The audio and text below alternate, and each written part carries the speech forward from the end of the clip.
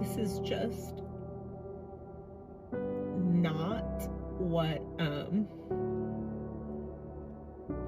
I'd pictured for us, for him.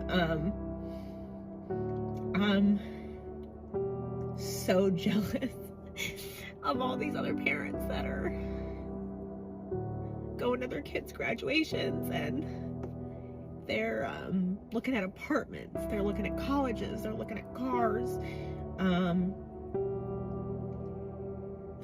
with their kids, and I'm at a fucking day program, and you walk in there and it's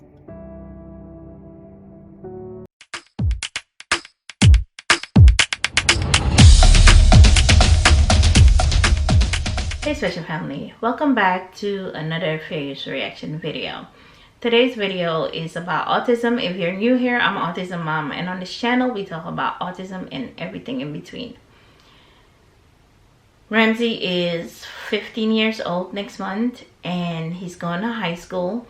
And I did the tour, and in the tour I was told that he can be there up to 21, 22. And after that, he has to go to an adult day program. So I don't know what an adult day program is.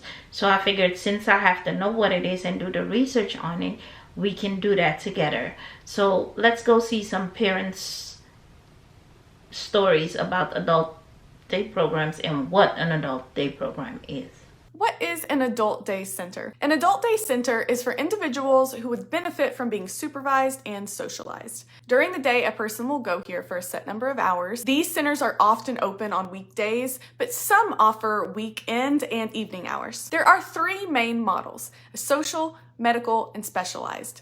Those who offer a social model will have a safe and supportive routine, trained staff, recreation and activities, reminders for medication, assistance with some activities of daily living, and meals. A medical model has all of those things and on-site nursing care, full personal care services like showers and continence care, and physical, occupational, and speech therapy services. A specialized model focuses on a specific diagnosis or a severity of a condition. An ideal candidate for adult day is a person who can no longer stay at home by themselves, who has a caregiver who works outside the home, needs a break from their living environment, or is lonely and desires connection with others. Over half of the people who are in adult day centers have dementia or other form of cognitive impairment. These allow caregivers to have peace of mind knowing that their person is safe and gives both of them some much needed time away from each other. The cost depends on how many days and how long a person stays at the center, but on average it can cost about $1,700 a month, making it much more affordable than in-home care. Okay, so sorry, it is Saturday and I was so exhausted on Thursday from the day program tours that I just crashed out yesterday. So it is 3 day programs they went to for Diego.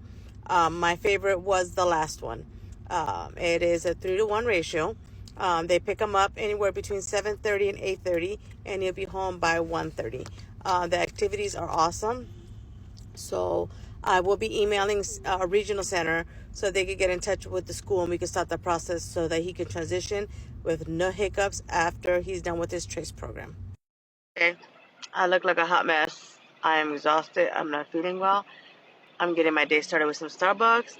I got my little buddy here and we're headed to tour some day programs today. Okay, so program number 1 seemed kind of cool. It's a small group. Run by a girl that started the program for her brother who has special needs. So now we're here waiting, having lunch, waiting for tour number 2 on another day program for. Okay, so program number 1 seemed kind of cool. It's a small group run by a girl that started the program for her brother who has special needs. So now we're here waiting, having lunch, waiting for tour number 2 on another day program for. We're off to our 3rd program. Final one to see if this is going to be the one. So all of us are terrified for what happens when we can no longer help our child with disabilities.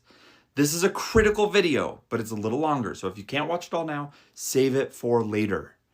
I appreciate this comment for bringing up adult services. There are adult services for people with autism and other disabilities, but the system is complicated. It's underfunded and the wait lists are long. So I want you to do this now. Apply for HCBS services as early as possible. Even if your child is young, even if you don't need it yet. HCBS stands for Home and Community-Based Services. These are Medicaid-funded supports for adults, things like job coaching, day programs, supported living, respite, and in-home help. Every state calls it something different. For example, California calls it regional centers. Texas calls it HCS. New York calls it OPWDD. Florida calls it iBudget. Ohio calls it DODD. Utah calls it DSPD. And here's the hard truth. Many of these wait lists are 5, 10, even 15 years long. That's why applying early when you don't need it is everything. Getting on this list doesn't lock you into anything. It just protects your child's future options. So if you're a parent watching this, pause, save this, and this very week, Google HCBS waiver plus your state, call your state's developmental disability agency, and get on the wait list. Get on the wait list. All humans deserve love and care, and planning early is one of the biggest ways we can help that happen. Okay, so I just went and toured an adult day program for my son because he turned 18 in June and he's autistic, and so he's, you know, aging out of regular high school and pediatric programs, and I'm having a really hard time with it. St. Patty's Day and making little leprechauns and needing help cleaning up their lunch. And there was one kid, and you know, I was talking to him a little bit, and I'm like, oh, you know, what's your name? And he told me his name. I said, how old are you? And he said, 32. And this is his life.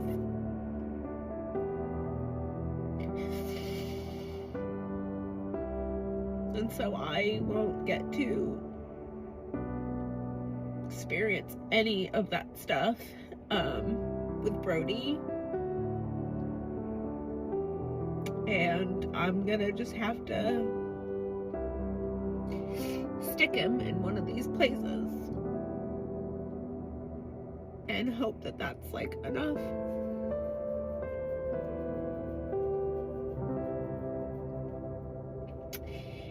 And I'm really sad about it.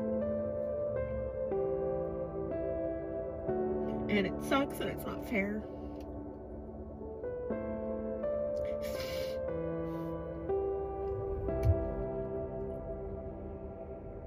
This is just not what I had in mind when I became a mom. And I held my baby for the first time, you know? This is just not.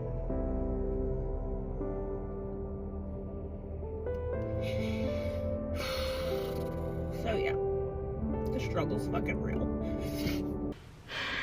What's sad to me is that kids are leaving high school and then seeing what colleges they got accepted into, what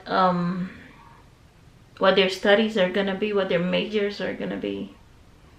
And you and I, our parents like me, are touring adult day programs, are looking at adult day programs, because in most cases, or if your child is on level 3 or severe, that's the option we have.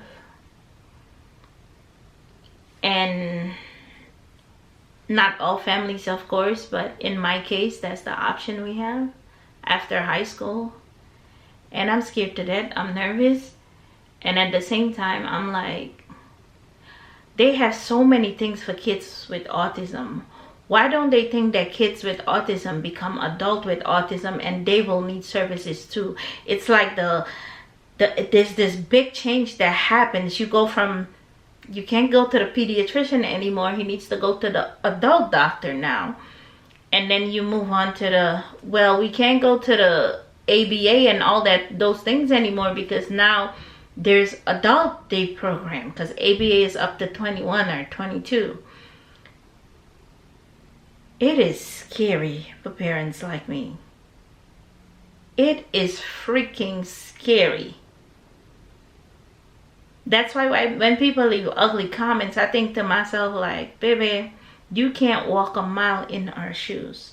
You can't even stand in our shadows. Right now, I'm running on 2 hours of sleep. And I'm still here to show up to maybe bring you something that you never heard of in our world, that you need to be prepared of in our world. Because, yes, we make transition to adult day program. You make transition to college. Yes, your child is going to move out of your house and be independent. We have to take care of ours till death. Yes, we have to make sure there's a special need trust, there's an able account, because we have to take care of them even in death. Things that you might not have to worry. Your child might feel some type of way and have a heart and come back and be like, you know what, my parents are old now, I'm going to take care of them. Guess what? We don't have that luxury. We are our backup plan. We are our plan. And not that I'm having a child so they can take care of me. I make sure my retirement is set. But I'm just giving you some of the things that people use as their future plans, that we don't have that. We are the past, the future, and we have to take care of them even in death. We're their voice at all times. Let that sink in. From a baby in our hands until we die, there's still that baby we're taking care of. Let that sink in.